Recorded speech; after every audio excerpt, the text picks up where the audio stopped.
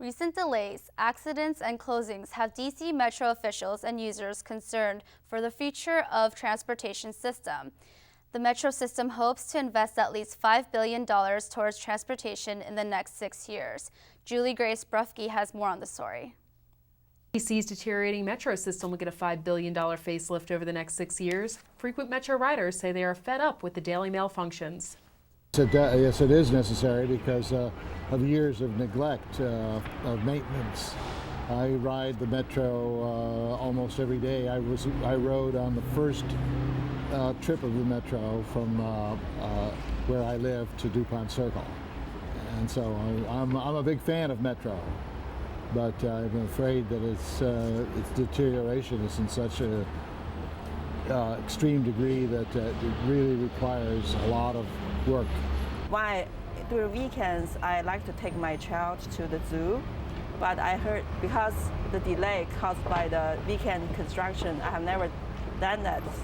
So it's kind of a concern I have.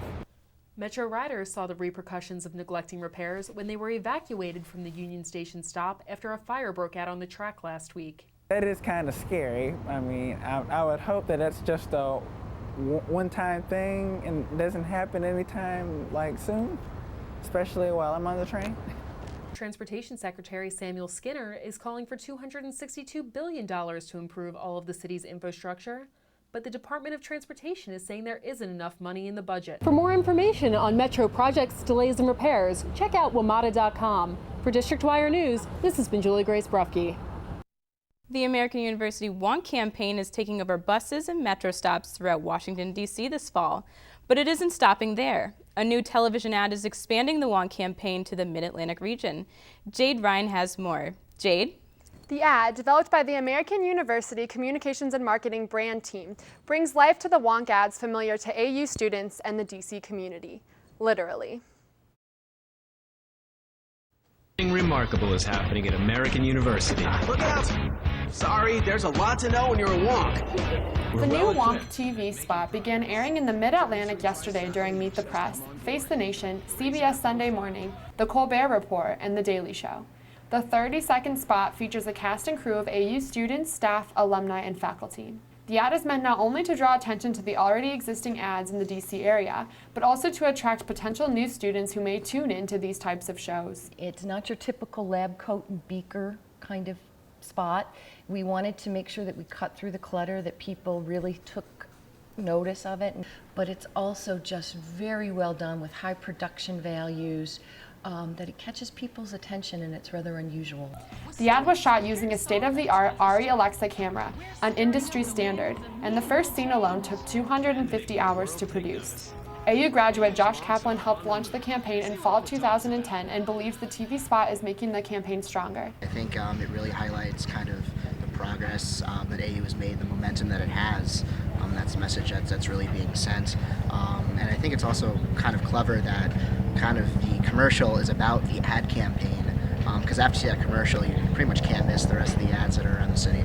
However, the Wonk campaign has been received with mixed feelings here at American University, and the TV spot seems to have only added to the controversy. I think the Wonk campaign's kind of a waste of money because they say it's supposed to mean that you know something forward and backwards, but most people really have no idea what a Wonk actually is. I like how it focuses on different aspects of American University, like it talks about the arts and professors and like our basic academics. I also find it to be very simplistic and very silly. Regardless, the ad is scheduled to air now through November 6th. It will also air nationally twice in February on CBS Sports Network during AU men's basketball games. Deborah Wiltrout says the brand team plans to closely monitor Facebook, Twitter, and the Wonk website to track the commercial's impact in the coming weeks. Back to you, Emily. Thank you, Jade Ryan. Google is killing their social network, Google Buzz. Google is shifting all 40 million Buzz users to Google+. Vice President Horowitz says Google Buzz users can view their posts in their Google+ profile. Google is also expected to announce a new smartphone operating system this week. The update will help new Android phones and tablets with complete Apple iPhone 4S.